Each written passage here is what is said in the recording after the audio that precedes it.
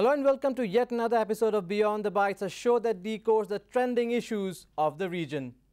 Now, there seems to be no end to crime against women in the region, with Assam topping the chart. While there has been a little let-up in the frequency of rape cases registered in the state in the last couple of months, the recent twin murders in running trains has yet again raised a serious concern over the safety of the girl child and women in the state.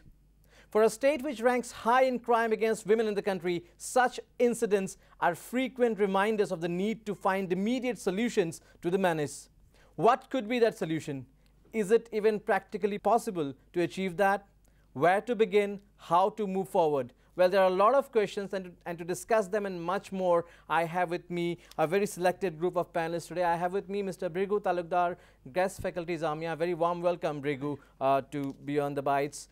I also have with me Dr. Sobera Islam, retired principal in charge, K.C. Das Commerce College, currently professor, HOD, Economics at Royal Global University. I also have with me Dr. Sabrina Iqbal Sarkar, Assistant Professor, Political Science Department, Cotton University. A very warm welcome to all of you. Brigu, I'll come to you first. Well, there seems to be no end to the spate of crime against women in the state. Very concerning indeed.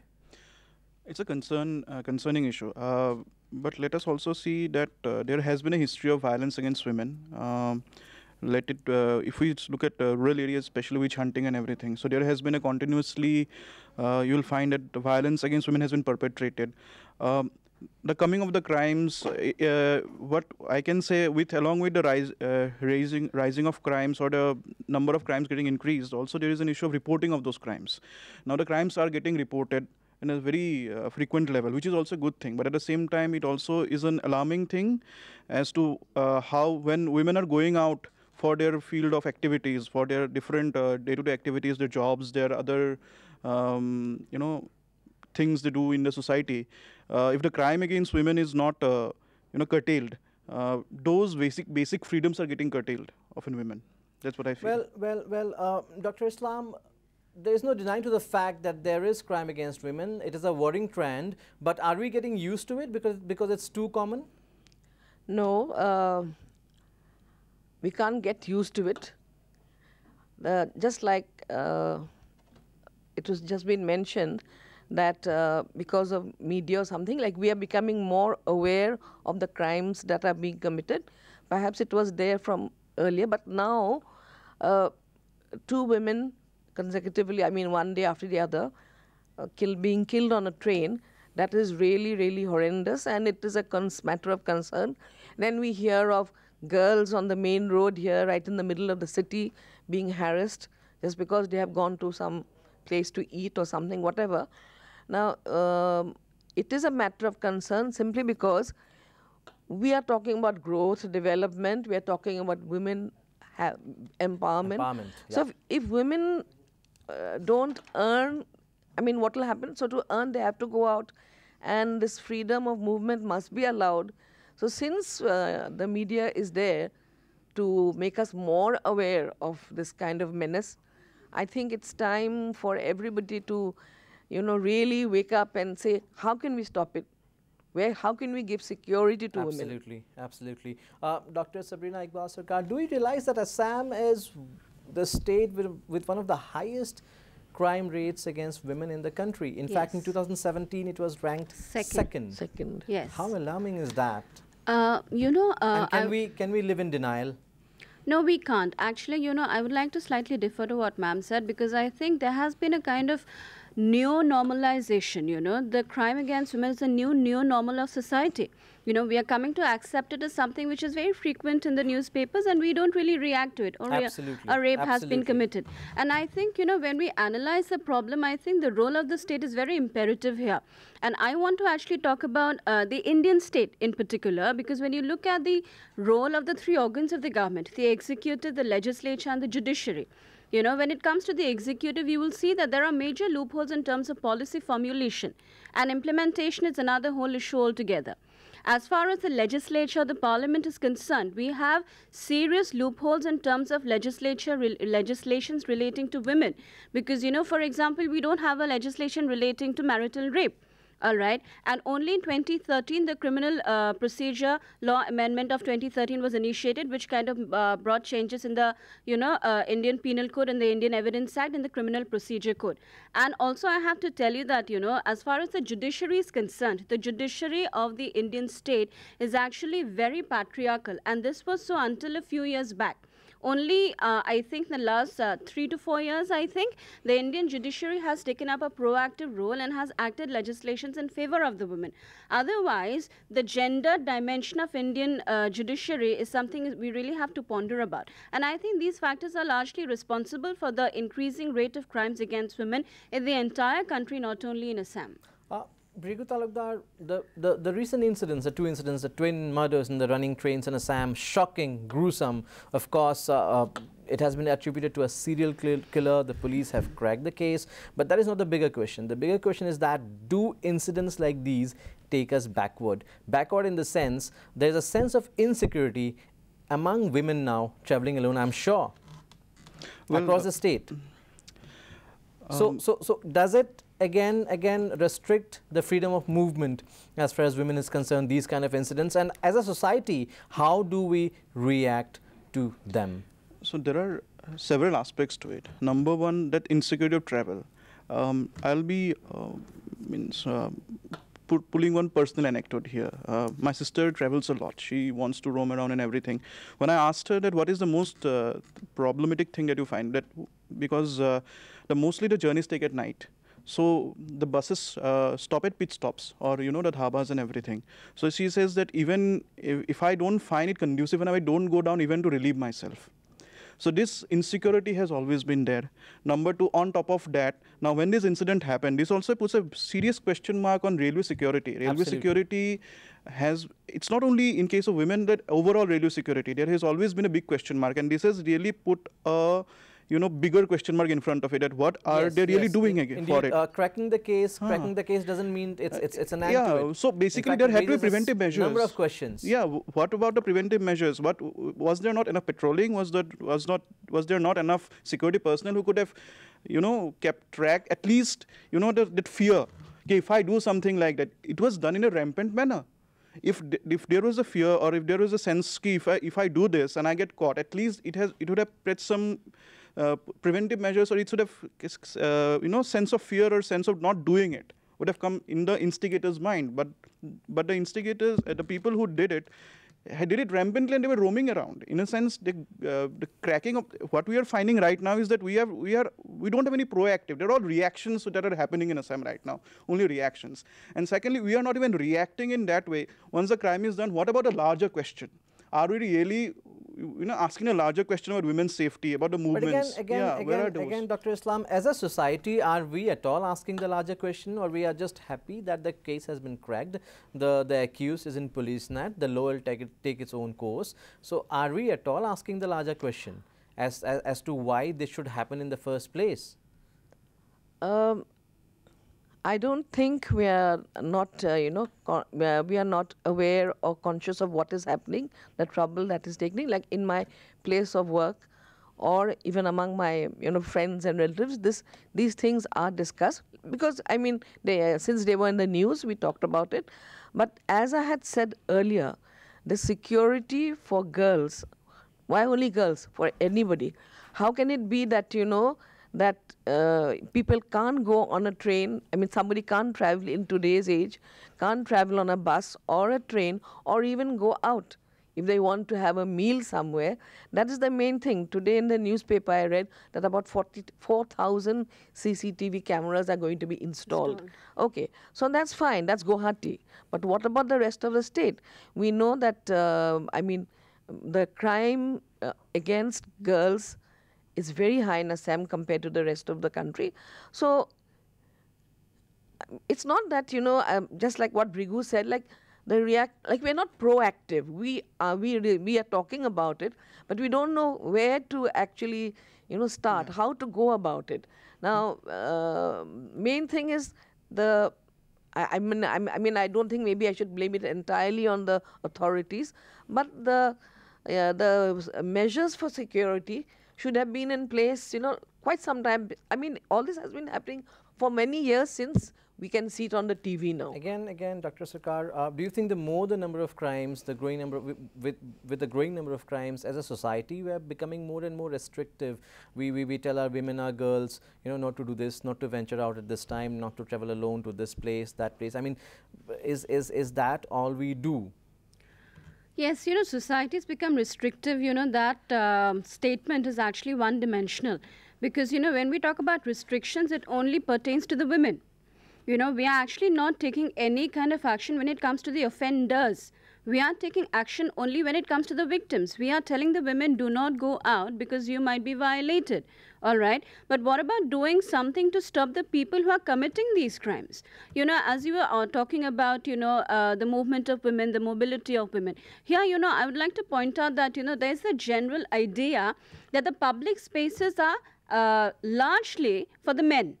You know, and that is why when the women venture out into the public spaces, they feel threatened. You know, they feel out of place because they feel that, you know, they are in alien territory where their modesty might be enraged. According to the National Crime Records Bureau, I would like to tell you that, you know, more than 80% of the crimes committed against the women are with the intent of outraging their modesty. And therefore, you know, these crimes are, you know, essentially because the women are women. You know, not because the women are people, but because women are women.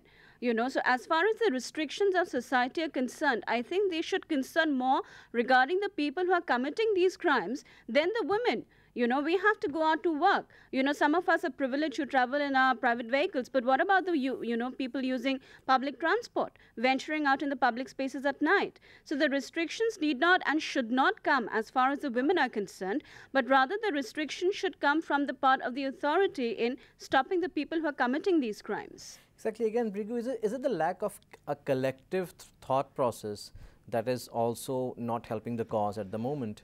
It's like each one to his own. People are only thinking about themselves. Okay, my daughter should be safe, my niece should be safe, my sister should be safe.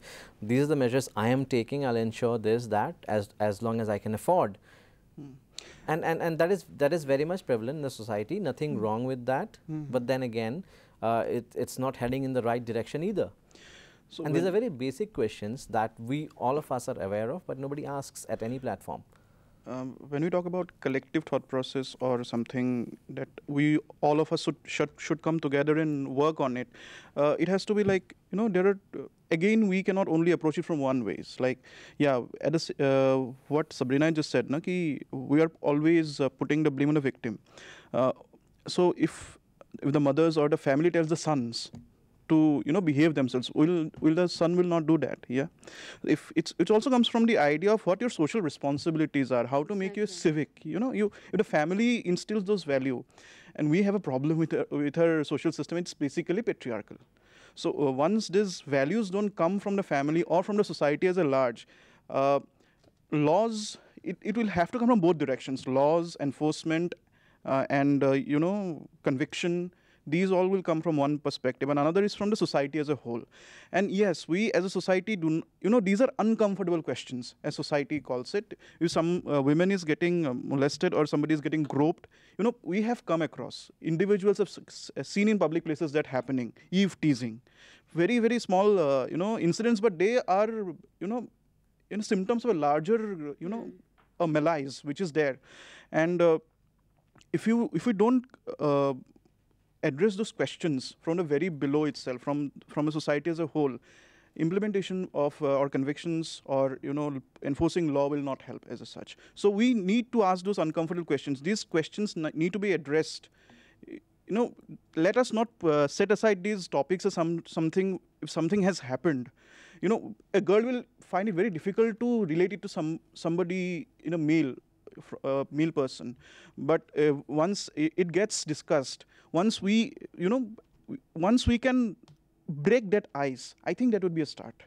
Let's discuss those uncomfortable questions. Let us put the brakes. Dr. Sarkar, it's said, you know, it's a man's world, and men have the right to do so many things.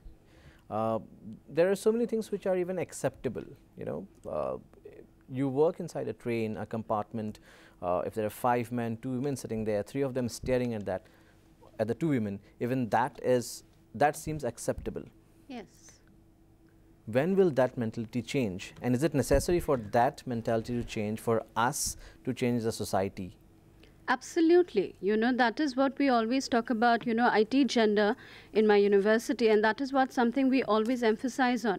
Beauvoir, Simone de Beauvoir, in her work, what does she say? She says one is not born a woman, one becomes one.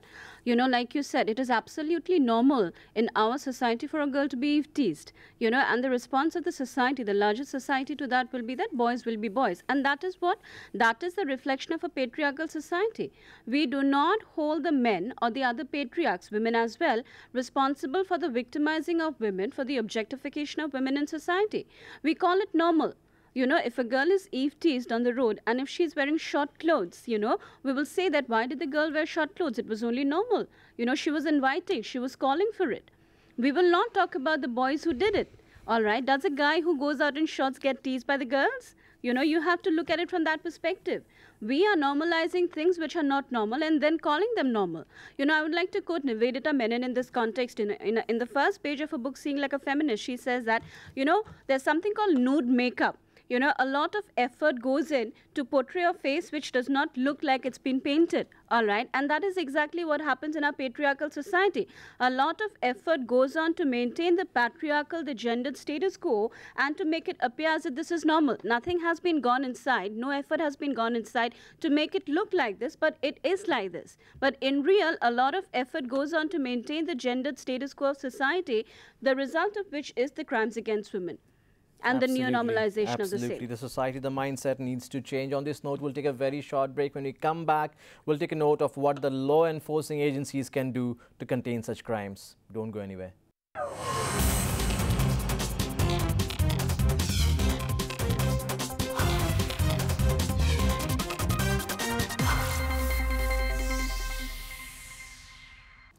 Welcome back. You're watching Beyond the Bites. We're discussing crime against women. What are the ways, what can be done to contain the menace? Coming back to you, Brigu, we had discussed how the society needs to change its mindset to be very basic on how to change the situation. But again, the law enforcing agencies at this moment, they have the biggest role to play. Can we deny that? And how do you see the role of police, not only in Assam, but across the country towards such crimes? Has it been encouraging in the last couple of years, last 5 years, or does it remain largely unchanged? As long as society doesn't, the institutional changes don't happen. Why I'm putting this question to you, come from Delhi, you have been in Assam, and you have experience. Yeah. Because Delhi is another place where the crime against women is as a city, probably the highest in the country. Yeah, so I shouldn't be saying it, but it's called the rape capital of the world. It happens. It's also, it has to come from the policy. Number one, the policy. Number two, laws. Number three, it's execution of those laws, and at the same time, who are implementing those laws, or who is the interface of the law and the crime? That is the police. That is the institution of our law enforcement agencies. So, see, one certain actions like having women specific officers or women police stations who only relate as it said. It will be very difficult for a male to empathize or with a women victim. So bringing women constables, women law enforcement officers is a right step to it. But also at the same time, it's what is the dominant narrative, or what is the dominant thought process? It's still patriarchal. It's very difficult. The victim shaming is still going on. Our police force, you are saying, Brigu, is just an extension of the society. Extension of the patriarchal society that we have, and no two things about it. No. That's that. I would like to say something here. When it comes to the police force of the country, I think there are problems in three major areas. According to the available statistics, the ratio of police to public is the lowest in India. It is 1 policeman to every 720 persons, which is the lowest across the world. All right. Secondly, I'd like to tell you that, the Indian police force largely is not trained and is not sensitized to handle sexual crimes. They do not know how to respond to a woman who has been violated, who approach them. Many a times, you know, rape victims, they are mocked at, they are snickered at. You know, the policemen do not have the appropriate approach to deal with them. You know, the kind of sensitivity, the kind of counsel that the victims need at that particular time is largely lacking. And thirdly, you know, what happens is that India is substantially low when it comes to women in the police force of the country. Only 7.28% of the entire police force in India comprises of women. Only 7.28% of the Indian police force is women. In a country where more than half of the population are women, don't you think we should have more police women? And that is the reason why, you know, a lot of women who are violated, they are afraid, they're apprehensive to go to the police. So do you think this can be a game changer, getting more women in the police force consciously to deal with crimes against women? This can be a game changer. This can be a major step, because we don't see the patriarchal society going out anytime soon. I mean, that's not happening. Let's accept it. So could this be one major step, getting more women in the police force?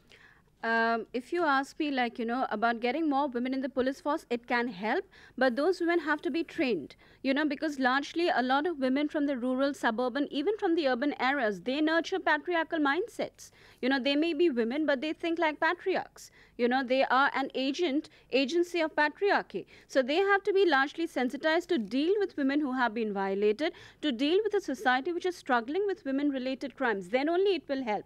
It will not help if these women are inducted into the police force, but with a patriarchal mindset, without proper training, without proper sensitization as to how to handle sexual crimes. They will need to be inducted with the proper approaches, then only it will help. Of course. Dr. Islam, do you also think that as a society, we are guilty of looking down at a woman who has been violated? Though I hate to use this term violated, but then that's how it's widely used.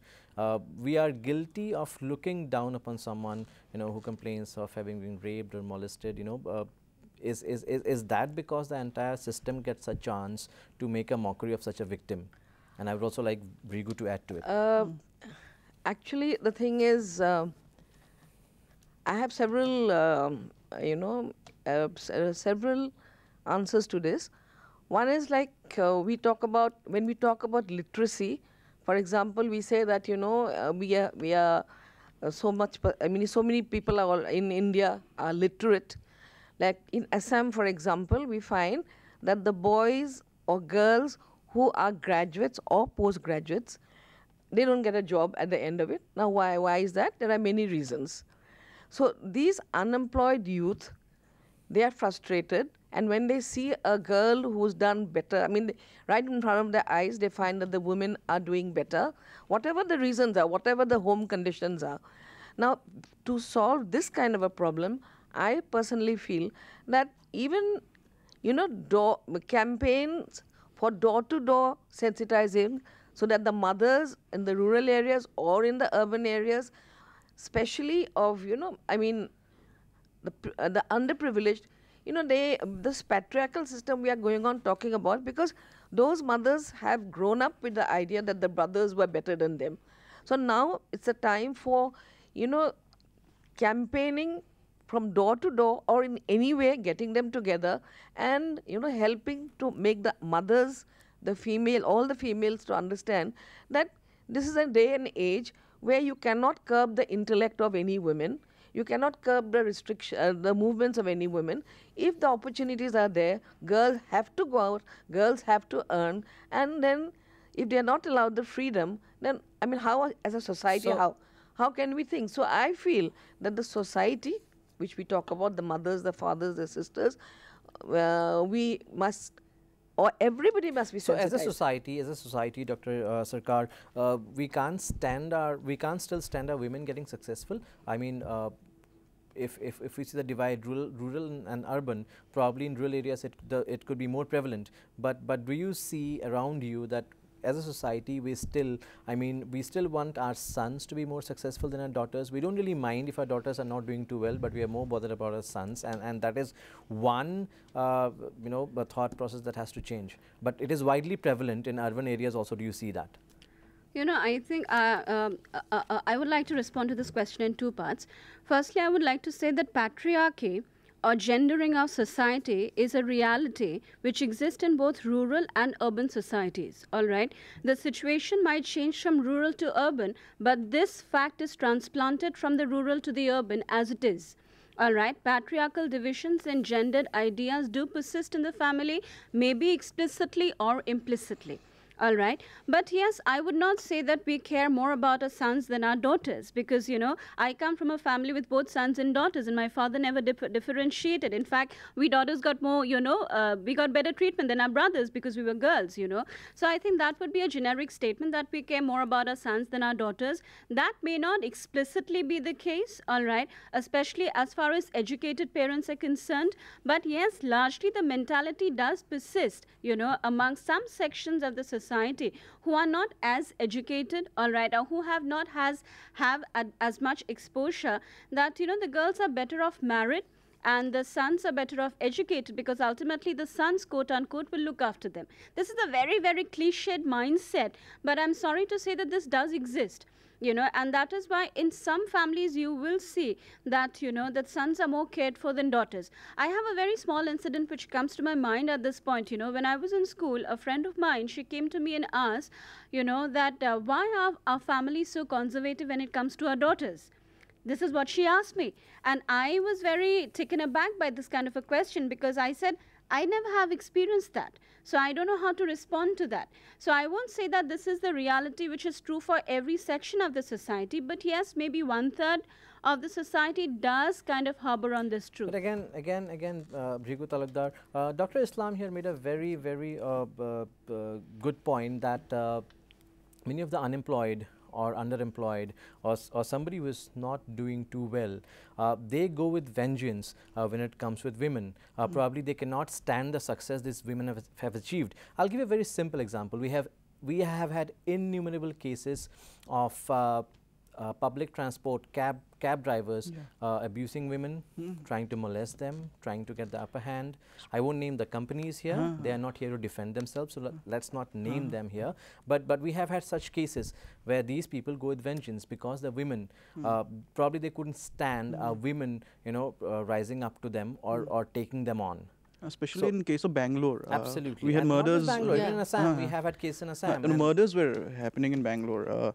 Basically, these, you know, there was a sense, you know, when this power, you know, the power balance of male and female, when got inverted, supposedly the female was ordering or something was in a better position to order that person around, that person couldn't stand it. Because he comes from a background where women are subjugated. You know, the operational word here is subjugation. The women have been subjugated in the society, and once the roles have been reversed, they couldn't handle it. And also there is also a sense of, you know, I'd like to just deviate a bit. There is a sense of people, the women who go freely from here place to there. There is a stereotyping goes on. These women are free women, they're loose women, they're loose characters, they're easily available. These words, you know, a lot of rape, a lot of, you know, sexual violations or assault, these women they're available. They give you signals that they're available or something like that. So this is also a sense of stereotyping from the male mindset. These, once a woman is free, they are all loose. Once we curb that part, we have to break that part. As a nation, as a society, we are not still used to seeing independent women. I think, you know, a major problem which persists here is what we fail to look at women as a person. You know, a woman is always sexualized. You know, we see a woman as essentially female. This is where it all comes from. We never see a male as a, you know, he is this because he's a man, but she is this because she's a woman. You know, the sexualizing identity of the woman is the root of all problems. And like Mr. Bhrigu said, you know, that a lot of people can't take it when a woman is like, you know, a tad higher in status or earns more. Why and where does this come from? This comes from the idea that women are lesser. You know, we have been socialized. Largely, the society has been socialized. There has been gendered socialization, all right. There has been gendered upbringing of our children. And when they come to believe, you know, for example, very cliched phrases like, don't cry like a girl, all right. You know, these kind of ideas, they tell us that, you know, girls are lesser. And, you know, I read somewhere a sentence which stuck in my mind, and everywhere I talk about gender, I talk about this sentence, that in India, the men or the boys, they are not brought up to be men, but how not to be women. you know, because women apparently, quote unquote, are lesser. So I think the root of the problem lies that we need to desexualize the woman and to see her as a person who's complete in herself without the identity of a woman, but just as a person in herself. That is very important. Now, again, Dr. Islam, nobody questions a man for not marrying all his life. But again, and these are very basic things. I mean, why as a society we cannot still tolerate an independent woman who has the right to live her life her way? And again, is the objectification, questioning her integrity, questioning her character. You know, do you think these things are still part of a society, and we are somehow being unable to move ahead? Absolutely. And the problem lies there. And yeah, the problem lies there. Lies there. I have no brothers. We are only 3 sisters. And then, you know, I was brought up in a very, not really conservative or traditional, but, you know, parents were good enough to give us good education. I have a son and a daughter, and I'm very proud to say that my daughter is doing well. But then she tells me that at her workplace, the competition is from the men. They can't take it that the girl is doing better. Now, this thing about unmarried men and unmarried women, I'm coming to that. So, when we see a man not married and he's in his 40s, he's busy with his career and, you know, so this, that, whatever. He didn't have time to get married, things like that. And let's not forget the eligible bachelor too, ma'am. But when the girl doesn't get married, nobody says that she's busy, you know, with her career and whatever. It's like some you know, kind of degrading remark will be passed, something like something's wrong, or she's too ambitious, or she's not good looking, or she's not charming, or whatever. So these kind of mindsets are there even in the, I mean, I think in every section of the society. And so personally, I will repeat it over and over again that we need awareness campaigns to sensitize both men and women that, you know, God has given everybody an intellect, and why should they not be allowed to perform according to their own capacities? If you give a girl the opportunity, she will rise to the occasion, she'll do everything, and then maybe the brother's not doing as well, and then the brother cannot. So Bhrigu Talukdar, do you think awareness campaigns can make the difference, or we have to wait an entire generation to see if such things change? I mean, let's be practical. Because India is said to be a society which has got you know, postmodern things with like pre-modern mentalities, like, which is the problems. We did not even come to the, you know, the transition of modern. We went to postmodern from pre-modern directly. Exactly. So as a society, it's one of those larger questions, you know, we are trying to find answer to, and it's very difficult to find. Where do you start? Like, where do you start in families? Do you start in policies? Do you start where? Actually, what you said, no, we have a collective thought process. It's high time that we put our heads together and find out what exactly is wrong, and where do you intervene, where interventions need to be made. If we find those holes, you know, these are the holes need to be filled up. These are the approaches we have to take. Once we do that, I think we'll make a start. And I think one of the first things, what Sabrina had already said, and in fact it was in my mind, that competitions will be there. When people are coming together, we compete with our male friends. Why can't we compete healthily with our female counterparts? It will only... And why not... or why should male or female even matter? It's person, he's an employee. Somebody as individual as a person. Once we personify those, humanize those persons, forget the gender. Gender is secondary, thirdly.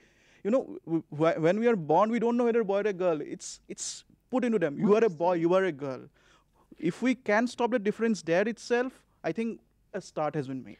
I would like to add to what he just said, you know, because, you know, as soon as a child is born, we start essentializing the characteristic traits that he or she is supposed to have based on the fact that whether he or she is a girl. You know, if he's a boy, we'll give him trucks and we'll give him, you know, superhero toys. And if it's a girl, we'll give her teddy bears, we'll give her Barbie dolls. That is where we start gendering. Let the child grow up a little and let them make their choice what kind of toys they want to play with.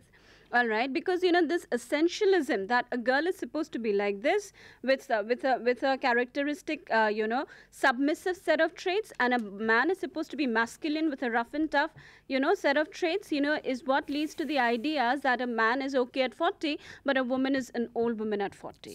So clearly the society here has a lot of introspection to do. We'll take a very short break on this note. Don't go anywhere. Lots more coming ahead on the other side.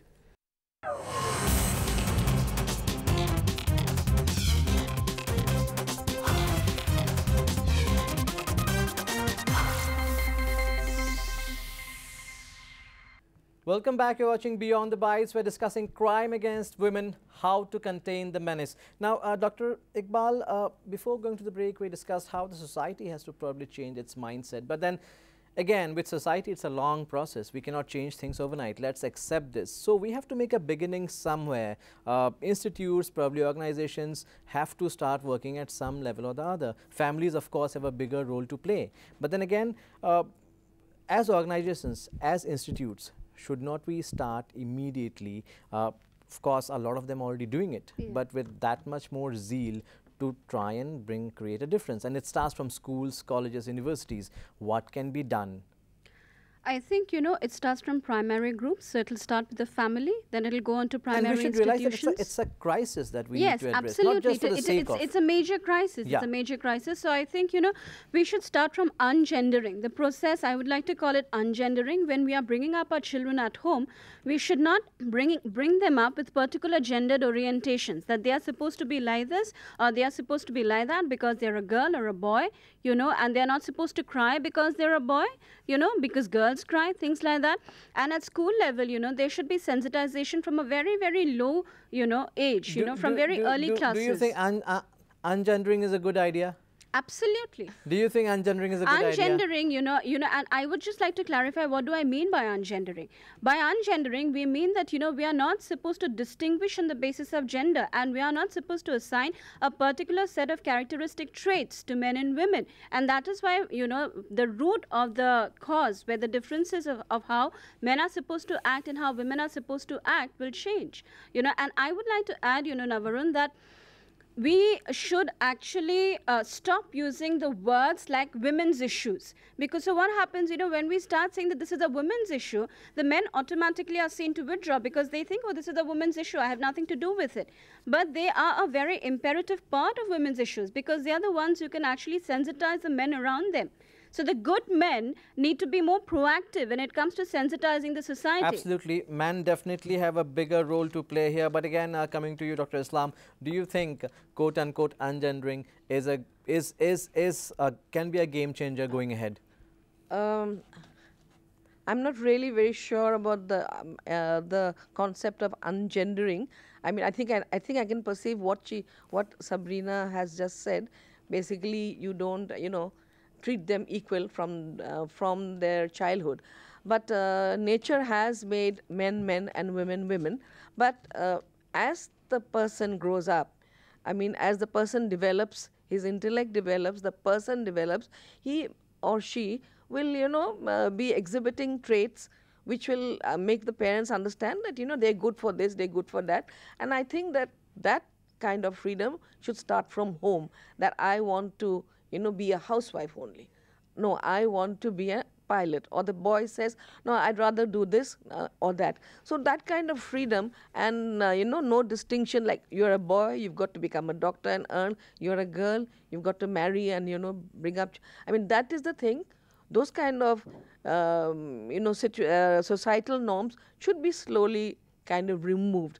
And for this, I feel that sensitizing families, rural, urban, and personally not from house to house, but groups of women or organizations can do it. So that exactly is ungendering. What ma'am just said, that exactly is ungendering. Oh yeah.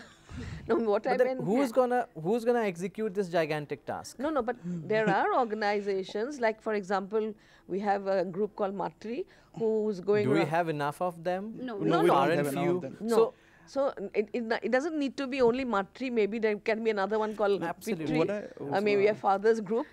So this sensitizing thing should be done for both men and women, so that girls are not, they are not victimized. So, and they don't know how to protect themselves. Are we at all equipped for this sensitizing process? If not, what can we do at the moment? Actually, we're equipped. We have the intellect, right? Let's start from a basic thing that it's basically nature has the biological question and social question. Biologically, male and female are different. They have got own biological roles. But when those biological roles get imposed with social norms and they're impressed again and again, and the social roles are built up again, it becomes such a behemoth that even men has to behave like men, women has to behave like women. That is what gender is. You know, sex is the biological difference. But gender is a social construction of sex. So once we let the biological question be there, but at the same time, if we don't impose the social norms on those gender questions, then that is a start. And we are equipped. As a society, we have come a long way.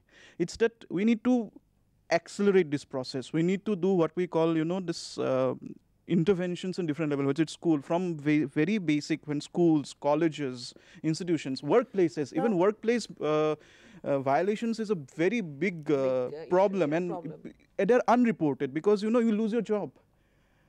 And they are not explicit, they're subtle. There are very subtle things going on, and it's like a cancer that is spread in all sections, all strata, and we are not able to remove it.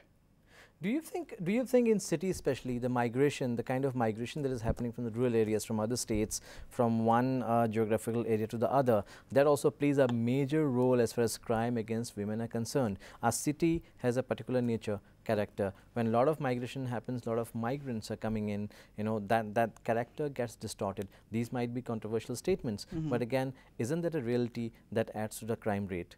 And is development a big answer? Also, one of the answers, not the only answer, one of the bigger answers to end this menace. Firstly, like you said, the migration issue, I think it does play a role here, because when people migrate from particular areas, especially from smaller areas into metropolitan cities, so the center-periphery variable, it comes into play. They have been peripheral for a large part of their lives, and suddenly they are in the center and they do not know how to act.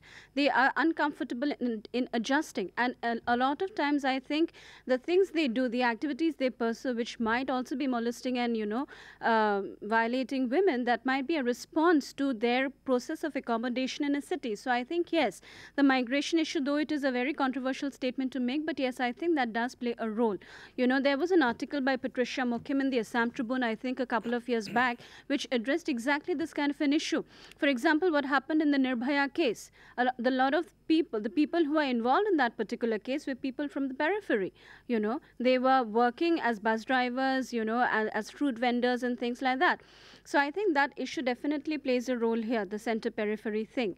And that can be, again, at the larger level, solved by sensitization. And, when we talk about sensitization, we are constantly saying that we should sensitize both men and women. Of course, we're talking about sensitizing the society as a whole, especially the men. Because the women, we already know the reality. We are facing it every day. So the men and the women, they need to be sensitized together. Now we can go on and on about sensitizing people and stuff, but what can we as individuals do the moment we step out of our homes or inside our homes? What can we do, or what should we do to tackle this menace? The basics. If you talk about individually inside the house or outside the house, if I'm a good human being, I'll be kind of, not doing things to harm or victimize a woman who's from the, a poorer girl or and the streets of Guwahati are full of poor girls who are running from one place to the other, trying to earn some money. So the thing is, we as individuals, we should be kind of, empathizing with them. We should be actually, how to say, role models for people, and so that others can see, okay, if she can be kind to a girl from a lower strata, why can't we? So, and I feel that with development, the conditions of the girls, whether it's on a train or on the roads or where, I mean, they will become stronger because and they've had. It's not just about empathizing. It's about our dealings, day-to-day dealings with our own, not just with somebody from a disadvantaged group or whatever. It's from our own. We are faced with a gigantic task. We have to weed out this menace, and apparently we don't have the system in place to deal with it efficiently. You know, first thing, just what is our role as an individual that we can do, that we can make a difference? Because that is the only thing probably which can play a major role, which can be a game changer. I don't see anything else. Our police force, the ratio is not going to increase at least for the next decade or so. Doesn't look like. There wouldn't be 50% women in the police force for the next half a century. So let's not assume. And I don't see patriarchy going for probably next 100 years. So basically, first raise your voice. Once something is going on around you, if you don't even pinpoint, point that this is wrong, nobody is going to do anything. If individuals take this, initiative, if something is wrong, if we start, I'm not saying respect for the word, just start respecting as a person as a person, and raise the voice that somebody is doing eve-teasing, somebody is doing some wrong in a bus or in the public place. You go and stop that person. Don't get, I guess this is a very delicate situation, but if we don't start raising our voices, it's not going to change. Raise your voice. I'll just a simple example here. We know there is a female, section which is reserved in city buses. Yes. So once it is full, a lot of female sit in other seats, and people come and say these are not women's seats, these are male seats. I had to point in a number of occasions, these are general seats. A woman is allowed to sit there. If it is full, that side, you can't simply say, I have seen people passing rude remarks. This is a simple thing, but why? If people is sitting in that seat, will also not get up and let the other person come and sit. Very basic thing, very simple thing, but it speaks about your mentality. If we don't break that mentality, if we don't intervene at that point of time, I think we are losing our ground there. Yeah. So yes, you had something to add. Yeah, I just like to say, when we talk about approaches to dealing with gender discrimination in society, a lot of people might not agree with me, but I would like to use two words. One is that it has to be proactive. Second is that it has to be aggressive. It has to be aggressive, because a lot of times, let me tell you, though it might sound funny to some, it might sound very cliche to some, but whenever we talk about these issues, a lot of people tend to take them lightly. They tend to joke about them. There are rape jokes. The people use rape, as a word to justify sometimes if a team defeats another. They say they raped that particular team. I take very serious offense to the usage of the word rape in this particular case. We have to stop. The approach has to be aggressive. I myself, I may be disliked by a lot because I take gender very seriously. I will point it out even if my 10-year-old nephew will make a gender joke. It might sound funny, but I will do that because I don't want him to grow up to be a man, who takes women to be lesser than him. And I will tell the children around me that it is perfectly okay to cry, whether you're a boy or a girl, and it is perfectly okay to want to become a chef, all right, or for a girl to want to become a pilot, all right, and it is also perfectly okay to dress the way you want. Just in this context, Will Smith, his son, Jaden Smith, has come up with a line of clothing which is gender neutral. Why are we doing this? Because we want to stop the distinctions, and we are not talking about the distinctions about being men and women. We are talking about the distinctions of being masculine and feminine. The ideas of toxic masculinity, heteronormativity, these have to go. We cannot have hegemonic masculinities and we cannot have submissive feminities rule our society, rule our thought processes. That is where it is all coming from. So the approach has to be proactive. It has to be aggressive. We have to be aggressive when we are stopping any kind of gender discrimination, maybe at the smallest possible level, but we have to be very, very stern about it. We are running out of time, Brigu. Very quickly, do you think our women's commissions, our women's organizations are doing enough to contain the menace, or it's just there? We would have loved to have somebody from the women's commissions here today, but unfortunately they couldn't make it. But then, do we see them doing enough as a common average person? Do you see them doing their bit? it's like they're coming in fits and starts, whereas their presence should have been continuous. And they should have made their presence felt. I guess this is only when incidents happen why the Women's Commission role is always brought out. Exactly. Why not it should be every day? Why should they should be like they should be at the forefront. They should be at the crux of everything. It should be omnipresent. They're omnipresent. We need their proactive role. It's high time, or it will be too late. It's already too late. And also last words. What could be the way forward from here? I mean, of course, changing our mentality, raising our voice, changing the approach, these are there. But what could be the immediate actions that can be taken to ensure that not another girl is killed in a running train, not another Nirbhaya happens, So individuals, okay, they have their own individual spaces, but the public places are governed by the state, by the institutions, by the public institutions. And I think as long as the ground realities don't change, I think we need stricter implementation, fast-track courts. We need stronger convictions and very, I'm hating the word to make an example of, that people refrain from doing so. We need very fast convictions so that, if you are doing a crime, you think that will be a deterrent? Yeah. Deterrent is... Yeah, we need deterrence right now. We need deterrence right now. Does play a role. As long as the ground really society doesn't change, we need deterrence, very strong deterrence. Yeah. Dr. Islam. Vigilance is one thing. For example, I had told you some time ago, I was talking about the CCTV cameras. I think that those kind of things should be planted in every area, everywhere, throughout the state, even in the rural areas. I don't know how it will be a gigantic task, but it has to be done. And what I said about every home, every family, everybody must know that a girl is not there only for fun, that a girl is not there to be molested and to be subjected to, all kinds of brutality.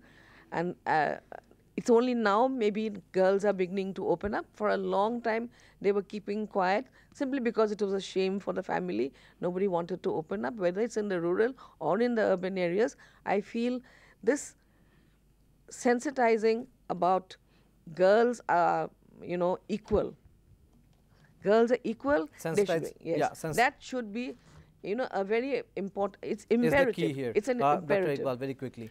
I would like to point out two specific points. Firstly, the public spaces and the private spaces both, especially the public spaces, they need to be made more inclusive in character. So that when we have a girl traveling in a train or a girl walking down on a road, we do not have people coming down and openly threatening to molest her, all right, or eve-teasing her for that matter. We need to make it more inclusive so that a woman feels safe in the public spaces, There has to be the accommodation made by the civil society, by the people of the society, which makes a woman feel comfortable to go out maybe even at 12 o'clock at night if she has to do so to earn her living. And secondly, I think, the role of the judiciary is very important, because according to the National Crime Records Bureau, the rate of conviction is only 24% when it comes to sexual crimes relating to women. So the judiciary has to play a proactive role. Stricter legislations and stricter punishments are always there, but the judiciary, maybe we set up fast-track courts, all right? The process and the frequency of conviction has to be faster, and we have to actually stay apart from the phrase justice delayed is justice denied, the reason for which a lot of women are still being violated on the streets of India today. So clearly we have a task at hand. The law of the land has to prevail. The mentality of the society has to change, and we as individuals have to be the bearers of that change. On that note, we take your leave today. Do join us for another episode of Beyond the Bites the same time next week. Till then, stay well, stay safe.